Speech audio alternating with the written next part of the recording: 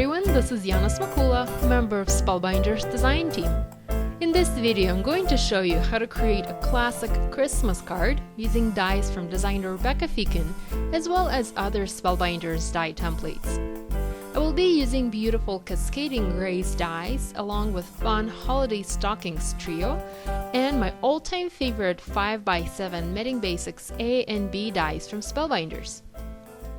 Begin working on your card by die cutting a panel out of light gray cardstock using Cascading Grace dies. I'm using 3 larger dies for this element, and I'm taping them in place onto my paper to make sure they cut exactly as I've placed them.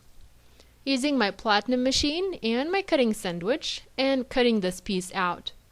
I'm going to keep the die cut element in the die and also emboss this to give it additional detail. So here's my die cut piece all nice and ready, and please note I'm still keeping it in the die as I want to stencil through the die and add some gold ink onto my paper to make it more festive. I'm using gold pigment ink and an ink blending tool, and I'm going to apply the ink onto my paper through the openings in the die. This will allow me to apply ink to any areas that are embossed on my piece. After I'm done adding ink, I like to use a napkin to just wipe the die clean, so that I don't have any residual pigment there. Going to use my tool-in-one, the brush end, and will pop the die cut element right out of the die. And look how gorgeous this piece looks. It's absolutely stunning. I've also used the largest dies from both 5x7 Knitting Basics A and B sets and die cut and embossed 2 panels out of red cardstock and red patterned paper. I've already adhered these together and created base panels for my project. Because I'm making a Christmas card, I also want to die cut a few more pieces. I'll be using the fancy stockings dies and will be cutting and also embossing several stockings out of gold mirror cardstock. Gold and red always look very rich and beautiful together. I've already foam mounted my die cut and stenciled element onto my panels, and I used foam adhesive instead of regular adhesive to give this card more dimension and also to help the die cut element stand out from the background a little better. I always feel it best to use at least a little bit of foam adhesive for my projects. I'm going to tie a large bow using satin ribbon in brown to decorate my card, and this is where I plan to attach the die cut stockings onto later. I'm using rather wide, about 2-inch wide ribbon for my bow today. I originally tied the bow in the center of my panel, but ended up moving it or sliding it towards the left-hand side of my card.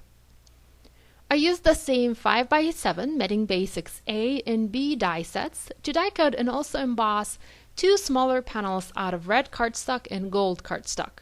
I heat embossed a festive holiday sentiment using gold embossing powder onto my red panel, and also inked up the edges of this panel with embossing ink, and then added embossing powder to make it look the edges were inked up using gold paint.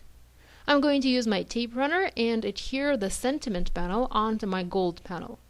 I always love to use Spellbinders Knitting Basics dies to create perfect panels for my projects. These dies make it just such an easy and quick task. I'm going to adhere this panel onto my card. I'm sliding it behind the ribbon and adding some more foam adhesive to make it pop. Next, I'm using a piece of gold string to add 2 gold die cut and embossed stockings onto my card. I'm just going to thread them through and tie a nice gold bow on top of my ribbon bow. Using my tape runner and adding adhesive to the card base I created out of the same light gray cardstock that I used for my main die cut, and I'm adhering my main panel on top. As a one final touch, I also die cut and embossed another element using a die from the Cascading Grace set out of gold mirror cardstock. I have 2 identical pieces, and I'm going to use these to add in between my sentiment panels, in between the red and the gold one. I'm using a little bit of tape to adhere these in place and make sure they are secured on my card. And this finishes up our project. I hope this video has inspired you to create with your Spellbinders dies. Be sure to come back and watch other videos on our YouTube channel for more ideas. If you have any questions about this project, please leave them in the comments section below, and be sure to subscribe to Spellbinders YouTube channel for more education and inspiration. Thanks so much for watching. I'll see you next time. Bye!